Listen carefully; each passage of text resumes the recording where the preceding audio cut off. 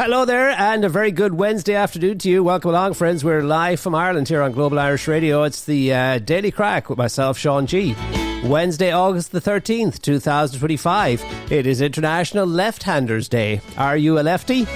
Well, it turns out that about 10 to 12% of the population are, including our good friend, Mary Ellen Fitzpatrick, out there in the city of Philadelphia. So, in good company, Mary Ellen, because there are a lot of lefties, believe it or not, high-profile ones too. A lot in the music and entertainment business. The likes of Justin Bieber, yeah. Dolly Parton. In soccer circles, you have Lionel Messi. He's a lefty. And Sir Paul McCartney. He is also a lefty. Lady Gaga. She's a lefty. And Oprah. Just some of the high-profile names that are in the Left-Handers Club. And Justin Bieber, he tried playing the guitar, because when you're a lefty, it's difficult. Life is built around righties, isn't it? And using things like the scissors and that kind of thing, and the tin openers, stuff like that, it's kind of awkward. Justin Bieber tried playing the guitar originally, from the other side, just like Dolly Parton, but he struggled, so he had to get a lefty's guitar. But anyway, he went on to big things. In terms of politics, several US presidents, including Bill Clinton and Barack Obama, they were both lefties. UK Prime Ministers David Cameron and Winston Churchill, they were lefties. And the future King of England, Prince William. So lefties, today's your day. Enjoy it. And we hope you'll be all right. Welcome along, friends. I kid. Welcome along, friends. We're live here, as we usually are, round about this time. We are sweating bullets today. Yeah, it's a hot, hot day. Everybody's, if they're not talking about the weather, they're giving out about the weather. It's what we do.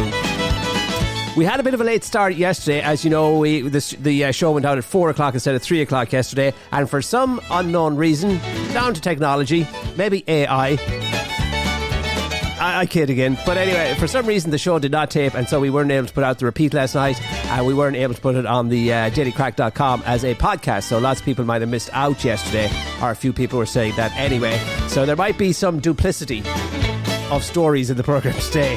Bear with us, if you will. One thing that's very similar to yesterday is the weather. Oh, is it ever? It is hot, it is sticky. I think it's absolutely divine, but there you go. And the promised heat wave. Remember, we were promised a heat wave for quite some time. I think it's finally materialising. And of course, as you know, the official, or if you were one of the ones listening yesterday, or if you're a bright spark, you'll know that the official definition of a heat wave is 5 days, 5 consecutive days at 25 degrees or more. That's according to our friends at Met Éireann. And it looks like we may be getting that because there are hot temperatures all around the country, and in a lot of places it is in excess of 25 degrees. Most of the country, as we say, is basking in glorious sunshine today. Temperatures in the high 20s forecast all the way through till next week. So that has to be a heat wave. Don't let them tell you it's not. And areas like Moneygall or Barack Obama country in County Offaly is, that is among the, and Longford Town, they are among the hottest places in the country at the moment. The mercury in those areas may reach as far as 28 degrees. Other places that is in closely behind is Athenry, I think, or Athy in County Kildare is at 27 degrees. Ballinasloe is also up around there. And in County Galway, it's only 26 degrees. How often do we get to say that? But there you go. Those are some of the hotter temperatures around the country, as we say, over by Moneygall and Kildare and places like that in the high 20s. Also in the Phoenix Park, Dublin, 26 degrees, and a little bit cooler as you go further over to the southwest. 24 degrees in Innisdiamond, County Clare. 23 I should say in Arklow, County Wicklow. But anyway, the soaring temperatures, they're creating heat wave conditions, as you can imagine. We are not used to these high temperatures. And, they combined with the dangerous winds, I suppose, or the windy conditions, Met Éireann is warning about, they have some yellow warnings in effect as well. There's thunderstorms in effect, the warnings for the, usual thunderstorms that come with the hot weather, and there could be some localised flooding, all that. But don't worry about that stuff. That's going to pass over, and once it does, there'll be nice weather behind it as well. Turns out the hottest temperature we've had this year so far, in case you're wondering, was in Roscommon, 31.1 the mercury hit, and that was, I think, last month. It's unlikely in this latest in this latest heat wave of this round of sunshine that we'll hit 31.1 degrees. But we're happy enough to be in the high 20s or even in the mid 20s or even in the low 20s, for God's sakes. So that's the story with the weather. The heat is on and everybody's out. There's lots of nice pictures of scantily clad people at the beaches and doing their thing, enjoying the sunshine. Of course, we were telling you yesterday that the pharmaceutical people were telling people, well, they would because they want to sell you sunscreen, but for good reason. They're telling you to put on the sunscreen, and youngsters are most vulnerable, as you know, and the symptoms of skin cancer. Take precautions now because you regret it later. It's not until later in life that you kind of like pay the price for your careless behaviour now. So now that we know a lot more of the sun, about the sun, people are being warned of the pitfalls of going out without the necessary protection. But there you go, it's lovely weather.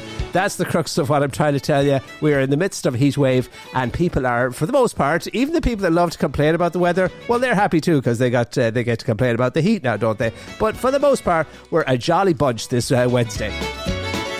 Welcome along, friends. The Daily Crack, that programme that keeps you connected with Mother Ireland, all the latest happenings, the chitter chatter of the nation. Yes, we have our finger on the pulse, friends. Also, the top trending series news stories of the day, music as well, and if you want to get in touch, studio at gir.ie.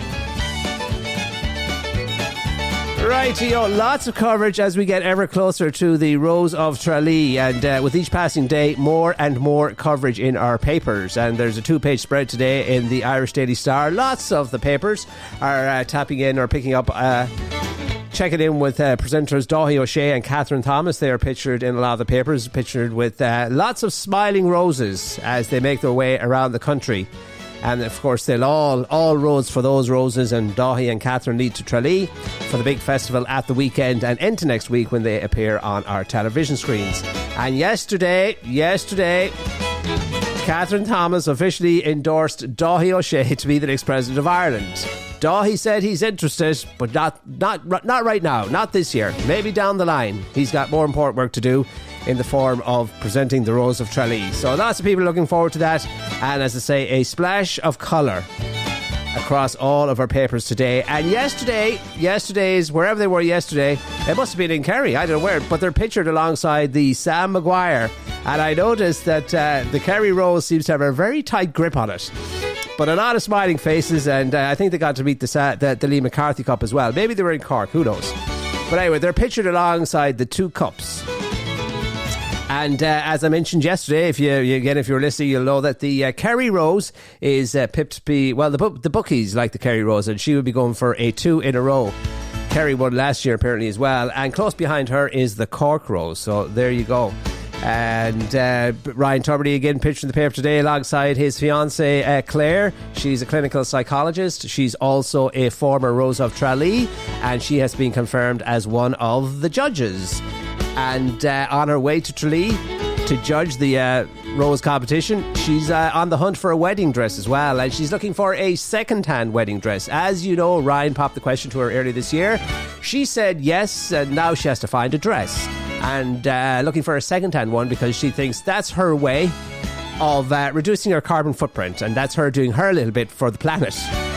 So there you go. And as we also mentioned yesterday, Ryan Tubridy was in the news recently because he handed back the $150,000 that he was overpaid by RTE. A lot of speculation around that and the fact that is this maybe laying the groundwork for Ryan's return to RTE? We don't know, but we hope so. So there you go. Ryan is working in the UK these days, but he spends a lot of his time here in Ireland, and he is looking forward, of course, to tying the knot.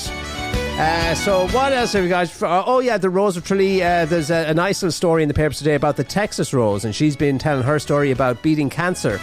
She had a cancer diagnosis at the age of 18, and she's talking all about that. Inspirational stuff, and all of the Roses have a story to tell, and they'll be doing exactly just that on the television screens next week. Is it Monday and Tuesday or Tuesday and Wednesday? It's televised across the nation and across the world. You can watch it on the RTE player as well. And Dáithí will be sporty. You can check out, because I didn't realise it until I read the paper yesterday, that Dáithí, he's turning 50 and he's looking forward, and he's got a big boost of confidence with his new hair. He got a hair transplant a few years ago. 2 years ago to be precise. So we'll be looking very closely at his follicles on the television, because I honestly didn't think he'd gotten a hair. It's a good one, obviously. When you don't notice it, it's probably a good one. Unlike Marty Whelan's, which stands out like a sore thumb. But there you go. Marty from Lerwick FM. But anyway, that's the latest on the Roses, and they're making the way all around the country. They're having a fabulous time, and we'll be seeing more, no doubt, in the papers. Between the Roses now and Oasis, I don't know. The Roses are okay, but we're starting to get a little bit sick of Oasis. There are pull-out pieces that are the inside section, the entire papers pretty much dominated by coverage of the Oasis concerts. They are not an economic powerhouse, it seems, and all of the coverage that they're getting and all of the talk. Apparently the lads will be touching down in Dublin maybe today, and there's a lot of hype and speculation on that front, but they're gearing up for the two big shows that take place at Croke Park this week, Saturday and Sunday. And a lot of people obviously looking forward to these overhyped shows. Anyway, more on that in a little while. Since we're talking about people tying the knot and getting engaged, we send out our congratulations to Cristiano Ronaldo and Georgina Rodriguez. They have announced their engagement. The pair have been a couple since, well, I think back in 2016, was it? And when Ronaldo was playing for Real Madrid, and she's 31, he is 40 now, and it's time for him to be popping the question, really, isn't it? Yeah. And she's been hinting at it apparently for quite some time, and finally there's a bit of movement, and I think he proposed to her on social media. I'm not sure. I'd have to check that one out. But anyway, smiling picture of Ronaldo at least. She's not smiling, but I'm sure she's happy, and they will be tying the knot. So a high-powered engagement making the rounds this Wednesday. Sky Sports yesterday, there was a lovely picture of what's his name, Roy Keane, in the paper, and he was pictured along his grandchild. He's recently welcomed another grandchild into the world. There was a nice picture of them sitting on the couch. He looked a lot mellow than we normally associate, I suppose, with him. He's sometimes a little bit grumpy, isn't he? But he was looking happy, and he seems to have mellowed out a lot in the last while. But he was pictured in the papers yesterday with his little grandson. Nice little picture. And today he's in the papers today because Sky Sports say they have renewed, or they'll continue their contract with him. In other words, he will be a pundit on the upcoming season of Premiership Soccer, or whatever it is that he does. But they have to increase the security around him, because he is a magnet for he says what he thinks, and sometimes saying what you think can get you into trouble. Just ask Keno. He's 54 years old now. He's too young to be a granddaddy, but he's a granddad nonetheless. Anyway, Keane, 54, has renewed his contract as a pundit with the broadcaster Sky, and will be at Old Trafford for United's first game the first game at the start of the season, Arsenal, on Sunday. And Sky's chief sports officer Jonathan Licht said, it's our responsibility to make sure that we don't expose any of our team to those sorts of incidents. And there were a couple of high-profile incidents. He was headbutted, wasn't he, by a fan? And another time there was Ipswich supporters were going at him, trying to get a go at him. So he's a magnet for irate fans, if you will, because, as I say, sometimes they don't like his analysis or his commentary. That's probably what makes him popular, and will get him another season as a pundit for Sky. So you get to see and hear his analysis for another season of soccer on Sky Sports. Now, last night I was very disappointed because I went outside. I'd been reading all about the, what is it they call it? The Perseids meteor shower. And I was told, and we have been told, that stargazers are in for a treat this week with the meteor shower. Continue to expect, it was expected to peak last night or tonight as well. And there's a lot of talk about these meteor showers. So with that in mind, went outside last night. There wasn't a sign of a single one. But looking at some of the papers today, I now realise possibly why I didn't see any falling stars or shooting stars. Supposedly it's supposed to be a spectacular show, but here in Mayo at least it wasn't, and that might be down to the moon, because stargazers have been told to note that this year's Perseids shower might be affected by the moon's brightness, which is predicted to be around 84%. So in other words, the moon is very bright. And sure enough, last night, first when we went out, we couldn't find the moon at all, but we went out later on the night and the moon was high in the sky, and it sure was bright. So the rest, it was actually quite a bright night last night. So maybe that's the reason why we couldn't observe or see these bright meteors that were supposed to be all over the sky, peaking, as we say, last night, according to astrologers and the like. So we might go out tonight for another wee gander and see if it's any better. And they're telling us if it is too bright, hide behind a tree or a building or something like that, so you can get a darker perspective of the sky. So maybe we'll try doing that. But that's the Perseids Meteor event continuing all this week, and it goes on till about August the 24th. It's been happening in the sky apparently since July the 7th. We're only finding out about it now, and we might go out tonight's the night when it's supposed to peak, so maybe we'll have a gander outside, and you can do the same as well and let us know if you see anything above the skies wherever you are. It's not just here in Mayo now. This is a big event in the skies all over the world, and NASA tell us that anyway. NASA reports that this, they say this is one of the biggest ones of the year. They always say that though, don't they? And then they move on to another one. But anyway, there you go. Watch out tonight. You might see a little bit of activity, more than you normally do in the skies above wherever you are.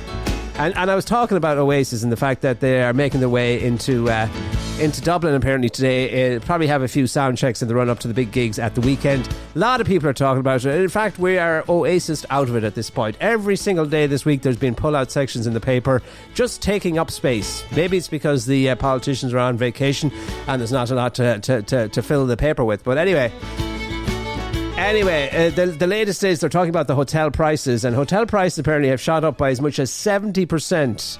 So really everything to do with this Oasis gig is just money, money, money everywhere you look.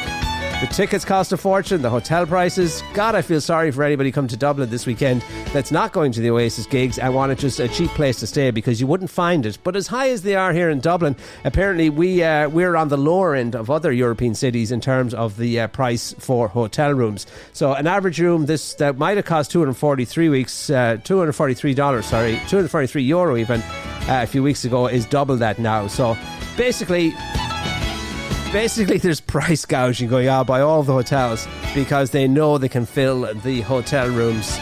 So the concerts will be over after Sunday. All we can say to you is when you get your credit card bills, don't look back in anger. We hope you won't. They go on stage at about 8:15. They have cast who are opening up for them about 6 o'clock or something like that. They have somebody else there as well. But their show is only about 2 hours long. They do about 2 hours of a set, and then it's all over and done with. So for the price for the amount of money that's involved and everything, you know, I think it's a relatively at 2 hours. I think it's a relatively short set. If you're going to see Elton John now, you're getting 3 hours nearly of real music. But anyway, that's the Oasis gigs. So much talk about it. We're sick and tired of it. And then it's off to the United States for them. But anyway, an interesting piece today in the papers, and it's all about the Irish pub industry here in Ireland. And apparently a pub closes just shy of every 3 days in this country. That's what sobering new data has revealed. The Vintners Federation of Ireland and its CEO Paul Grotty said it's the highest number of boozers shutting up in over 20 years. So the rate of pubs closing is at its highest for the last 20 years. As I say, one every 3 days approximately. And pub advocates said the government needs to do more to stop watering holes from calling time on their operations. And what he's calling for is the excise on draft beer to be slashed. And speaking yesterday, well, he's basically saying that the draft beer is, you know, the bread and butter of rural pubs, and it's the least harmful of all alcohol, and he wants to see an excise drop on that, which would cost the state coffers about 73 million if he got the reduction in excise duty on draft beer that he's seeking. And he says it's significantly less than the VAT reduction that has been talked about for the hospitality sector, which would cost the state and the taxpayer about $1 billion. But I think there's more at play than the excise on draft beer. That would be my take on it, and a little bit of experience in the pub sector. I think in reality what you have here, it's nothing to do, even though we are the most overtaxed country probably in the world, and booze is taxed like you wouldn't believe. Jameson and everything is cheaper in every area. We make Jameson here in Ireland and it's cheaper to buy it abroad. But anyway, it's taxed to the hilt when it comes to alcohol and booze and stuff like that. But I think what's at play here is the reality is the traditional Irish pub concept is obsolete. It is out of date. It is it's a dying thing, and people have changed. The pub is no longer the centre of attraction when it comes to nightlife and stuff like that. We're not a boozy nation like we used to be. We used to drink a lot in the old days, youngsters, and lifestyles, I've said it many times, but lifestyles have changed quite significantly. And the pub in its old traditional, in its old format, if they don't evolve and just make it more relevant and I suppose adapt it for today's world, then a lot of pubs will close, and reducing the excise and trying to encourage people to go out to drink is not going to save the rural pub, because it's not just in this country. And I think the Vintners Association should probably undertake some research in terms of, because we've known for quite some time in the States that the traditional pub concept has been in demise for quite some time. And as I say, it's a lot of it's down to changing habits, changing lifestyles, the way we do things. It's people have, everybody's working. Both couples in a family are working these days. High mortgages, a lot of expenses. Nobody's got time for going out drinking during the week, and then at the weekends it's there's so many things to do. In the old days it was the pub, that's all. You went to the pub and there was nothing really more to do. Now there's fancy restaurants, there's concerts, there's all matter of things happening, and in my opinion the traditional pub concept it's in trouble for a reason, and trying to encourage people to drink and go out to the pub. And of course you've had the changes in drink driving rules. How are people supposed to get to and from pubs in rural Ireland? Because there is no public transportation. You can't take a bus home from the pub in the middle of nowhere to the middle of nowhere. So for all manner of reasons, the pub it's in demise, and there will be closures. There's we had the most pubs per capita in this country for a long time. We had far too many pubs per capita. And we drank too much. That's the reality of it. And so maybe it's not a bad thing that some of these pubs, it's a hard pill to swallow for the communities and for the pub operators. But we live in a very different world. And the reality is, changing excise duty and that kind of stuff ain't going to extend the lifeline, or it's not going to be a lifeline. They're going to go out of business anyway. And yeah, that's just cold hard facts. And in terms of this VAT reduction that the government is talking about for the hospitality sector, a lot of people are talking about that now and saying, why would because 1.5 billion has been allocated in the summer economic statement for tax reductions here in this country, and $1 billion of that is being earmarked for the VAT sector, or the VAT reduction in the hospitality sector. So basically all of it's going to one sector, the restaurant sector, the hospitality sector. And to be quite honest, the restaurant sector and that sector, with the exception of the traditional Irish pub, is doing quite well, and it's kind of booming. If you look at restaurants in most county towns, they're all booked out at the weekends, and oftentimes during the week as well. When they were suffering was during the COVID era, and that's, I think, when the idea of the VAT, the preferential rate of VAT, was first bandied about. But they didn't do it at the time when the restaurants needed the help, and now they're talking about doing it. As always, a day late and a dollar short. And why would you give all the benefit to one sector? Pubs or restaurants that's doing quite nice, or doing well, fancy hotels and stuff like that, restaurants. So it's an interesting one. I don't think that VAT reduction will actually ever happen for the sector, because it doesn't really need it at this time. Doesn't really need it at this time, and there are other challenges coming down the line anyway. So that would be my take on it. They should have done it during the COVID pandemic, when restaurants were particularly hard hit. They were the sector, I would say, that was most hard hit, and they needed help back then, and now they're talking about doing it. So it's too little too late, and not needed now. That would be my take on it. But there you go. It's sad to see. There is no doubt it's sad to see the Irish pub in demise and going out of business. It was a social hub of the community, but events have conspired against it, and that's just life. Friends, this is the Daily Crack with Sean G on Global Irish Radio. A little program we do each day around about this time, and talking about what's happening in our papers, on our social media feeds, on the telly and the radio. Studio@gir.ie to get in touch with us, and dailycrack.com is where you'll find all previous episodes of the programme.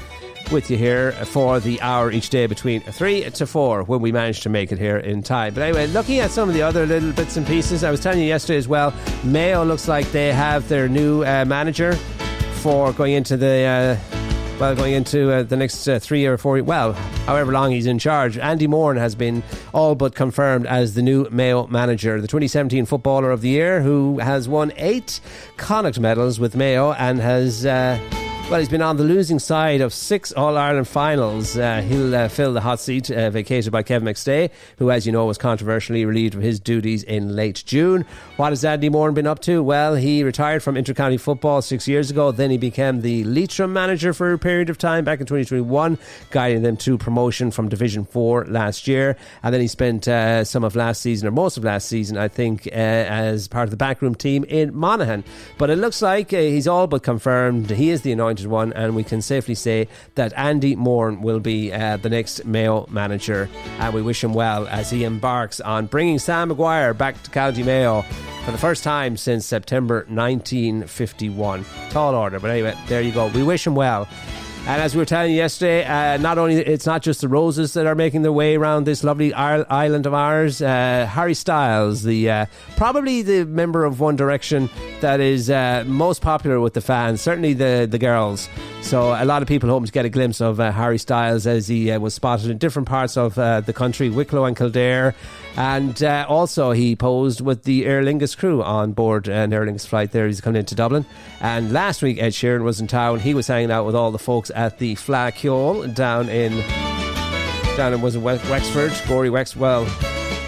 Down in Wexford for the Fleadh Cheoil. So there you go. Keep your eyes peeled. You might just see Harry Styles, and he's hiking in the mountains of wherever it is. Nice pictures of him with lots of different people around the country. He seems very approachable. He seems very nice, very friendly, and all the rest of it. Now, 61% of the public thinks Prince Andrew should lose his remaining royal titles. That's what a poll shows. Not that we really care in this country, but it's kind of fun to look at it and see what a creep he is. As we say, some of the titles that he should lose include his status as prince and also being called the Duke of York. Only 13% think he should keep his titles, with the rest of those people surveyed by YouGov unsure either way. You'll always have a few who don't know whether they're coming or going and don't have an opinion on a thing, but for the most part, most people think he should be stripped of any of his remaining titles. We were telling you there earlier this week that he was known as Air Miles Andy for his the amount of transatlantic trips that he used to take over to the United States. And we don't know why. The creep was hanging out with Epstein, and he was a bad boy, and he's now petrified to return to the United States. And I don't know if you've ever seen that interview that he did with one of the late night, the Nightline or whatever it was. Oh my God, that is a car crash television. But anyway, he's petrified to go back to the United States because he may be picked up by the FBI and he may be asked to testify or whatever it is. Anyway, he's guilty. So there you go. Some of the weird and wacky, wild and wonderful stories hitting our papers and our Facebook screens and our social media feeds this Wednesday. You're listening to the Daily Crack with me, Sean G, with you for the hour. Let's get some music going here. We have a song and story to bring as well today, it being a Wednesday, so we'll do that. And if you want to reach out, studio@gir.ie. Here's Gavin Gribben, and he's singing all about the pub crawl. If I don't make it home, well, I'll be there in the morning. And if I don't make it home, I'll be there tomorrow night.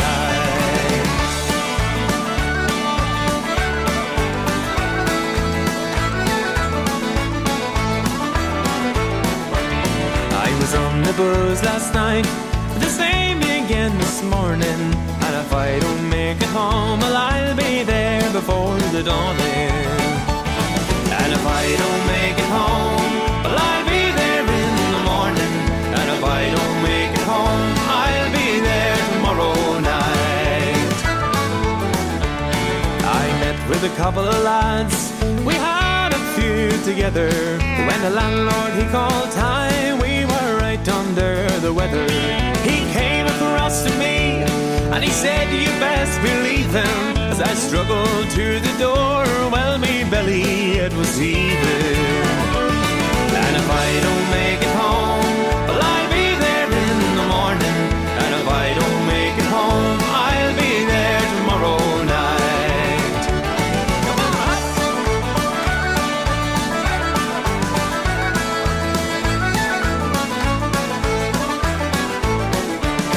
We went to an old shebeen. We had poaching beer and whiskey. Ah, the good old Mountain Dew, sure it makes me feel quite frisky. That lovely busty barmaid, she filled me up beside her. She took me up the stairs, but I fell asleep beside her. And if I don't make it home, well, I'll be there in the morning. And if I don't make it home, I'll be there tomorrow night. Oh, let's go! Woo! And if I don't make it home, well, I'll be there in the morning. And if I don't make it home, I'll be there tomorrow night. And if I don't make it home, well, I'll be there in the morning. And if I don't make it home, well, I'll be there tomorrow night. And if I don't make it home, well, I'll be there in the morning. And if I don't make it home, sure, I'll be there tomorrow night.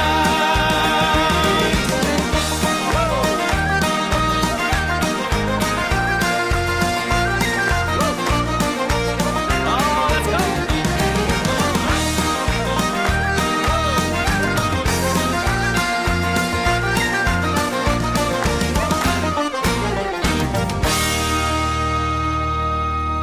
You're listening to Sean G on Global Irish Radio.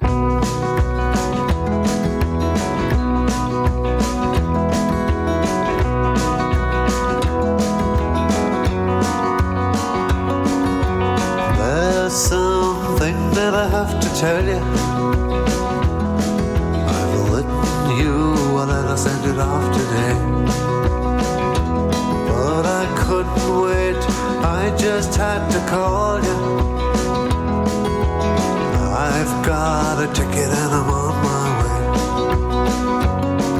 I want to be in Ireland for the summer.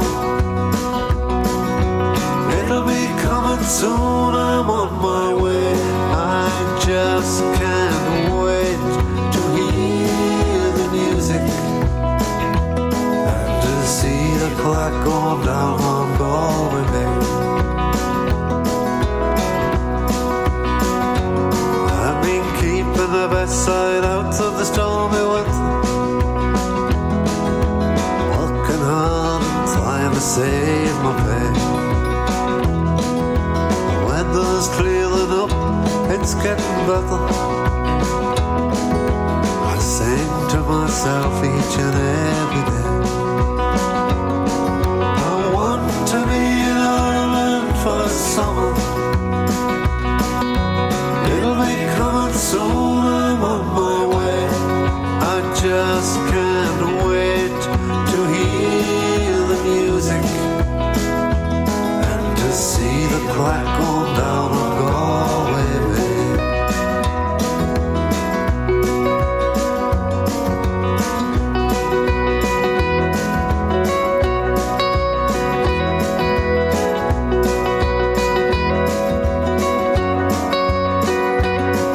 I wish that I was sitting in the session with a pint of both on the way, seeing beauty in the faces, feeling music in everything they say. I want to be in Ireland for the summer. It'll be coming soon, I'm on the way. I just can't wait to hear the music and to see the clock going down from Galway Bay. I want to be in Ireland for the summer. It'll be coming soon, I'm on the way. I just can't wait to hear the music and to see the clock going down on the sea with its sound as the moon and stars go round. I just wanna be round Galway. Yeah, it's Park Stevens and Ireland for the summer. Hello, all you Global Irish Radio listeners out there, wherever you may be. It's myself, Finbar, here in beautiful northern Colorado, inviting you along to the Reichel Teigel Celtic Folk Show, streaming here live every Monday and Friday evening at 10 p.m. Irish time, where you're guaranteed to hear some rare old recordings from the old country and beyond. And it's all here on globalirishradio.com, the home of the Reichel Teigel. Listen to the Reichel Teigel on Global Irish Radio. Yes, indeed, friends. That comes your way on Friday at 7 with Finbar. Looking forward to it already. Old rare recordings that you wouldn't find anywhere else. Friends, we're live here on Global Irish Radio from just outside Castlebar in the lovely county of Mayo, where there are no sightings of Asian hornets. Hornets, is that what you call them? Asian hornet? It has been pictured somewhere, or has been spotted somewhere in the country. The National Parks and Wildlife Service has confirmed a recent sighting and capture of an Asian hornet in the Cork area, and that makes for a biosecurity alert here in this country of ours, because they are unfriendly towards the beloved honeybee here in this country. In a statement, the Department of Housing, Local Government and Heritage said the Asian hornet poses a significant threat to biodiversity in Ireland, as even a single nest can devastate honeybee populations. But we're told the discovery does not pose a significant public health risk, so watch out for them. But they're mean-looking devils. They look like the wasp, but a little bit angrier, a little bit more aggressive. And as we say, what they do is they beat up the honeybees and take their lunch money. That kind of thing, if you know what I mean. They're bullies, in other words. So they're bully wasps, and they've been spotted in Cork. And the message is, we're coming after you. Watch out for them. But watch out for the wasps as well, friends. It's hot and sticky here in Ireland, and it is coming into wasp season. Well, we're in wasp season. It's August, and those little devils, they're everywhere now. So watch out for them. You don't want to get on the wrong side of a wasp. Whatever about the Asian hornet. But anyway, and staying with nature and birds, Dublin Airport has recorded 278 bird strikes since 2022. And that's despite spending about $600,000 to keep flocks away from the runways. So these bird strikes, they're big problems for a lot of airports, and Dublin is no exception. So they spend that's a lot of money, $600,000 that they spend trying to scare away the birds. And let's see, aircraft were apparently hit by hares. You know, hares, the things that's like rabbits, except they run really, really fast. I'm not sure why they're called hares. They look like rabbits, but they're hares, and they're bigger, I think. And maybe they can run faster. But a lot of them, apparently they are an issue too, or a problem at Dublin Airport. And as you say, 42 times aircraft struck hares. Bird strikes can prove lethal, as you know, and can cause significant damage to planes. They can, fly into the engines and just blow up the engine, essentially. So it's not surprising that they spend a lot of money in preventing that kind of stuff. You don't want to be on a plane that's part of a bird strike, because it can do all kinds of things. Is that what happened to Sully when he lost power in both of his engines and he had to land in the Hudson? Quite a heroic thing. But anyway, those birds, got to watch out for them. And Dublin Airport, as I say, they do all kinds of things, but despite their best efforts, the birds, they're a problem. As we told you yesterday, India Day has been cancelled here in Ireland. We have a big, fairly sizable India population, but sadly they've had to postpone their annual event because of a spate of violence, attacks against members of their communities. And hundreds of performers and volunteers had been preparing for the event at Farmley House in Dublin's Phoenix Park on Sunday. But sadly, because, there's a lot of attacks, and they're kind of scared of this. And I know why the Indian community is being targeted. The Indians aren't the worst. I mean, they work hard, I think, and they're kind of like the Irish in some regards. As we say, a lot of our priests nowadays come from India, and a lot of our doctors and nurses. So they do good work here in this country. But for some reason, they're being targeted. And we've had a lot of high-profile cases in recent times. And as I was saying yesterday, this is not a good look for us Irish, land of 100,000 welcomes and all of the rest of it. Hard-working immigrants that come and contribute to our society, and they fill the roles that we're unable to fulfill ourselves, because all of our nurses, we train them, but they all leave as soon as they're trained, and they go off to other countries where there's better terms and conditions and all the rest of it. They come back later in life. A lot of them want to go because they just want to get some international experience, but certainly without the Indians there'd be a shortage in that particular field. So, it seems, and we've seen a girl as young as 6 years old attacked outside her house there a week ago. And the assailants were teenagers, young kids, 13, 14. The youngest was 8. An 8-year-old girl was a part of that attack on a 6-year-old Indian girl, and she was told to go back to India. And then taxi drivers, apparently all the time, they are victims of, they're being set upon by gangs and thugs and all of the rest of it, including one that was rather high profile. A taxi driver pictured in the papers with a bloodied nose and a broken jawbone. So, a lot of thugs out there giving us a bad name, and there's a lot of anti-migrant sentiment these days, but I think targeting the Indian community is a bit unfair now, because they are not the worst. There you go. So India Day has been postponed for now. No word if it will be reinstated or anything like that. President Michael D. Higgins as well came out and condemned in no uncertain terms the attacks against the India community here in Ireland. That's what's happening, friends. We'll take another bit of music, a little bit music from, how about Finbar Fury? Then we'll come back and take a look at some of the top trending serious news stories of the day here in this wee country of ours. I remember you singing this song. It's Finbar Fury, Daily Crack. I remember you singing this song. I remember how you blushed when you smiled. Love has a way of never letting go. Silly teardrops, they're filling my eyes. I remember when Father would sing this old song. He would tease you to sing along. He would sing out of key, just as happy as could be. I wonder if he's teasing you now. I remember the day my mother passed on.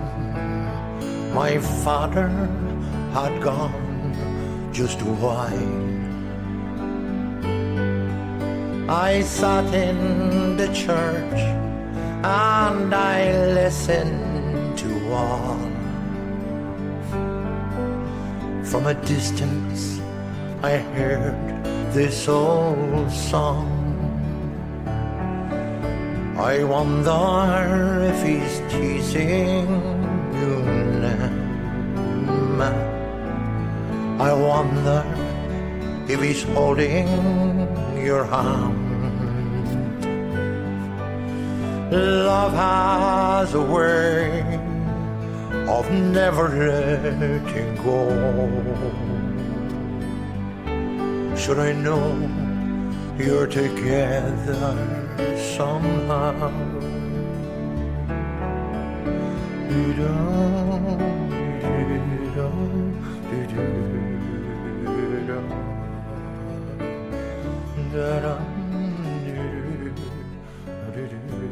Global Irish Radio is excited to partner with 950 WROL-AM, The Spirit of Boston, to bring you portions of the Irish Hit Parade, providing the soundtrack to your weekend. Join Paul Sullivan on Saturdays 3 to 7 p.m. Irish time and famous Seamus Mulligan on Sundays 7 to 10 p.m. for a feast of Irish music. Streaming live from Boston right here on globalirishradio.com. Good deeds are great things, and a single good deed can grow into a forest of kindness. At treedeeds.com, you can dedicate a tree in someone's honour and make a lasting impact on the planet. Each tree is deeded and comes with a personalised certificate, perfect for birthdays, holidays, memorials, or just because. Celebrate life, give back to nature, and leave a legacy that grows. Visit treedeeds.com today. That's treedeeds.com. Rooted in Ireland, gifted worldwide. Nathan Carter, and tune in every day for Tom's Irish Radio Show live from Chicago 2 to 3 p.m. and Saturday for the Good Morning Ireland Radio Show from 1 to 3 on globalirishradio.com. Yes, indeed, friends. Tom is back tonight with Tom's Irish Radio Show. Tom at GIR.ie gets your requests and dedications exactly where it needs to be, right in front of Tom. So get on it. And right after this broadcast today, it's Wednesday, so that means we go down under to Auckland, New Zealand, check in with Oliver Lee for Oliver's programme, Ireland Calling. Always an interesting programme. And lots of insight from Oliver, music and sports news as well. So not to be missed, coming up right after this broadcast here when we go off the air at 4 o'clock Irish time. Mary Ellen was in touch with some tips from NASA on how best to view the meteor shower that's happening in our skies this week and into, I suppose, next week as well. But it's climaxing this week. And she says you've got to go outside and you've got to lie fully on your back, staring up at the sky. Now, Mary, therein lies a slight problem. Out in the country here, lovely and all as it is, if we lie on our back, there's lots of creepy crawlies and those kind of things on the ground, and we don't want to interact with them. Asian hornets and the like, they have those in Cork. We have those long-legged spiders and all kinds of things that you don't want to be love the spider. Well, I hate the spiders actually, but I know they do good work, but I don't want to get up close and personal with a creepy crawly. So that rules that out. For other people though, according to NASA and Mary Ellen, the best way to see these meteors, these shooting stars, is to lie flat on your back and stare right up at the sky, and you're bound to see it. The other thing and the other tip, this one will take into consideration, look away from the moon. So the moon might be brightening, or it might be cancelling out the brightness of the shooting stars. So if you look away, look in the other direction, you might have a better chance of getting in on some of the action and seeing what's happening as part of this meteor shower, the Perseids meteors. It's happening at the moment. Good advice. We'll take it on board. Now, a quick look at some of the friends we're live here on Global Irish Radio and some of the top trending series news stories. Like to share those with you, don't we? Just touch on them at least, give you an idea of what's happening in terms of the news in this country. And Minister for Finance Paschal Donohoe has defended the Taoiseach Simon Harris amid a call for him to resign over the handling of the case of Harvey Morrison Sherratt. This morning, Aonthu leader Peadar Tóibín called on Mr Harris to resign, saying he failed to keep a promise that he made as Minister for Health in 2017 that no child would be waiting for longer than 4 months for scoliosis surgery. And of course, that turned out not to be the case. But anyway, there you go, Peadar Tóibín calling for his resignation, Paschal Donohoe coming to his defence. Other stories getting a bit of traction this Wednesday. A man in his 20s has died following a swimming accident in a river in County Kerry. The man was swimming in the River Flesk in Killarney at around 3:30pm yesterday afternoon. When he got into difficulty, emergency services were alerted and the man was removed from the water. He was pronounced dead, unfortunately, at the scene. And too often, sadly, we see an increase in fatalities surrounding water when the weather gets hot and people want to go in for a dip. A 30-year-old man has been remanded in custody charged with the murder of Stephen Brannigan and the attempted murder of a priest in Downpatrick on Sunday. This is a case that took a lot of people by, shocked a lot of people, nobody more so than the folks in that community in Downpatrick on Sunday. As the priest was getting ready to say Mass, this guy comes in and whacks him over the head with a bottle, and the priest is fighting for his life in a hospital in the north at this time. And it turns out that the same individual had just come from a murder scene. Anyway, he's been arrested and he's been remanded in custody. Hugh Malone of No Fixed Abode, Belfast, appeared via video link before Newtown's Magistrate Court. Mr Brannigan's body was found at a house in Marion Park midday on Sunday.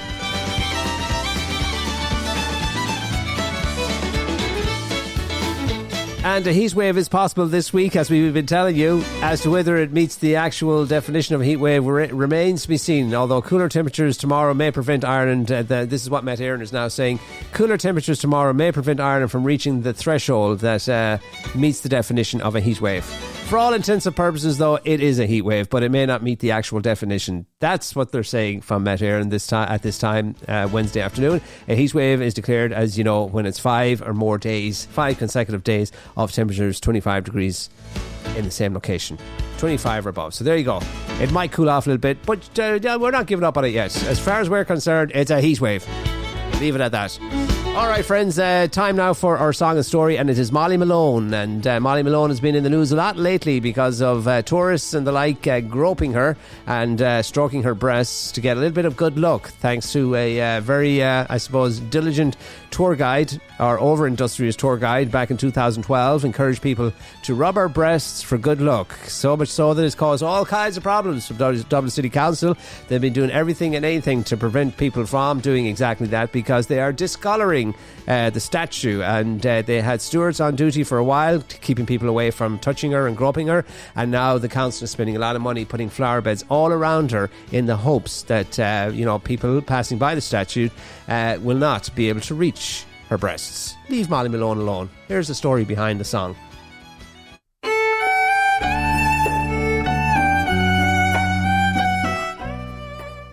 Molly Malone is another not quite Irish folk song which has slightly ambiguous origins but has been written in the same style as other songs within the Irish folk tradition. The song has become so popular, it and its protagonist has become a firm part of Irish culture, so much so that there is now a bronze statue of Molly herself in Dublin. Also known as Cockles and Mussels, Molly Malone is a tale of a fishwife working on the streets of Dublin in the 17th century. There is plenty of speculation about how and why it was written, but it is believed to be first published in the latter part of the 19th century across the Atlantic in Boston, Massachusetts. Although it is written in the music hall style of the period, there are similarities with folk songs and street ballads from Irish musical history. The refrain, "Alive, alive, oh," was supposedly a common phrase heard on the fish markets at the time as a way of telling customers how fresh the fish were. So who is Molly Malone? Molly Malone is a figure from Irish folklore who became one of the most well-known symbols of Dublin. She is often called the Tart with the Cart and is said to haunt the streets of Dublin to this day. While talk of Molly Malone in Ireland has continued through the generations, there is no clear answer as to whether or not she was a real person. However, there are a few theories about who she may have been based on. One theory suggested that Molly Malone was based on a real woman who died in Dublin in 1699. However, this was never officially confirmed, so the debate continues as to whether Molly's story is fact or fiction. The stories of Molly Malone in Dublin have gained international fame. However, she is most famously known for the song Sweet Molly Malone. Many refer to the song as the unofficial anthem of Dublin. It tells the story of Molly's life and death and has been adapted and performed by many artists over the years. Arguably, the Molly Malone song has remained so popular because it captures the spirit of Dublin. It tells the story of a working-class woman who dies young but lives on indefinitely through lively cultural traditions. The Molly Malone statue in Grafton Street was unveiled by the Lord Mayor of Dublin, Alderman Ben Briscoe, during the 1988 Dublin Millennium celebrations, when 13th of June was declared to be Molly Malone Day. And it remains, to this day, one of Dublin's most popular attractions. Here is the song Molly Malone.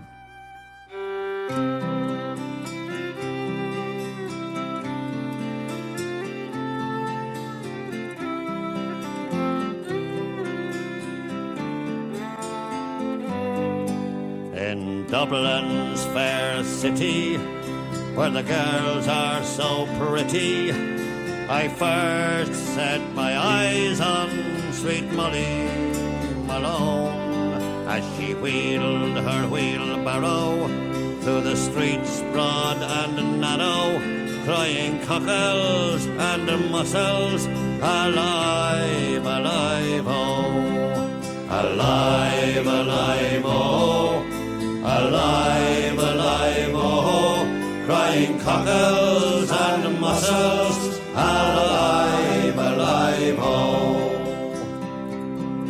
She was a fishmonger, and sure 'twas no wonder, for so were her father and mother before, and they wheeled their barrow through the streets broad and narrow, crying cockles and mussels, alive, alive, oh, alive, alive, oh, alive, alive, oh, crying cockles and mussels, alive, alive, oh.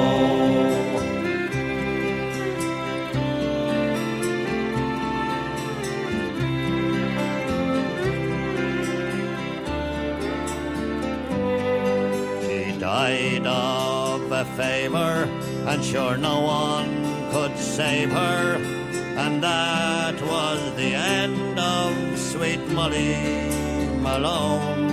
Now her ghost wheels her barrow through the streets broad and narrow, crying cockles and mussels, alive, alive, oh, alive, alive, oh, alive, alive, oh, crying cockles and mussels, alive, alive, oh, alive, alive, oh, alive, alive, oh, crying cockles and mussels, alive, alive, oh.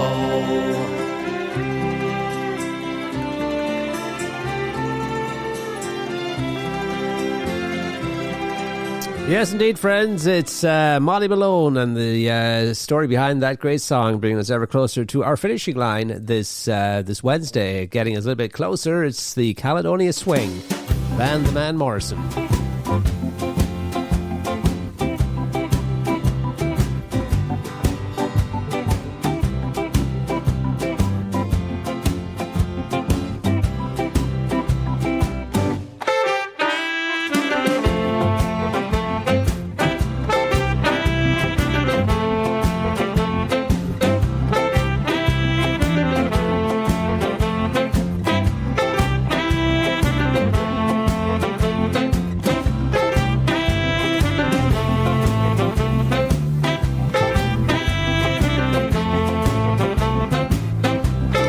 Yeah, you've been listening to the Daily Crack with me, Sean G, here on Global Irish Radio.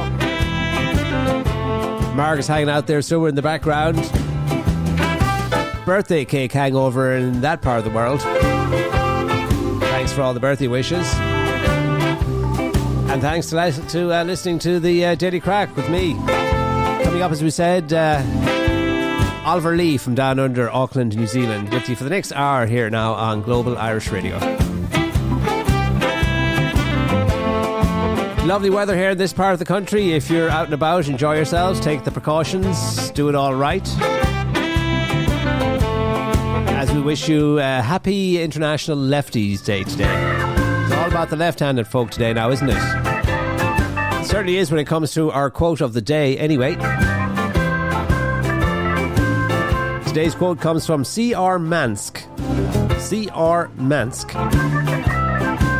And he or she says life without left-handed people wouldn't be right. Make one of that what you will.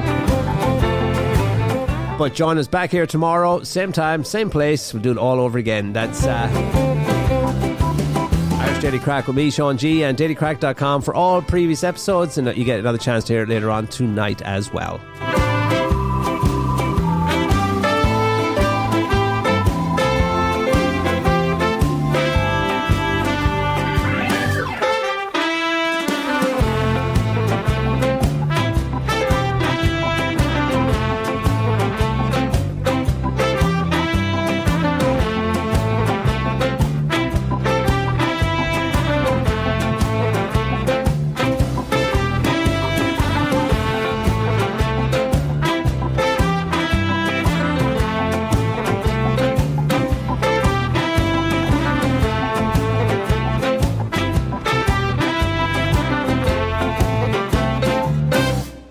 That's it. Caledonia Swing, Van Morrison. See you back here tomorrow at 3. In the meantime, it's Daniel O'Donnell. He's down at the...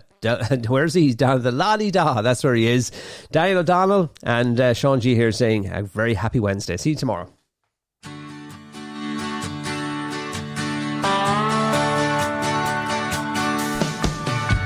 a patch of sand where the warm wind blows, not a TV set, not a radio, just an old guitar when the sun sinks low down at the La-Di-Da. When the stars come out, it's the place to be if you're all alone, needing company. It's a lover's bar where the fun is free down at the La-Di-Da. Down at the La-Di-Da, there's a perfect margarita in a mason jar. At the end of the world in a sea of dreams, where the ocean smiles and the seagulls scream. We all know just how lucky we are. Down at the La-La-La.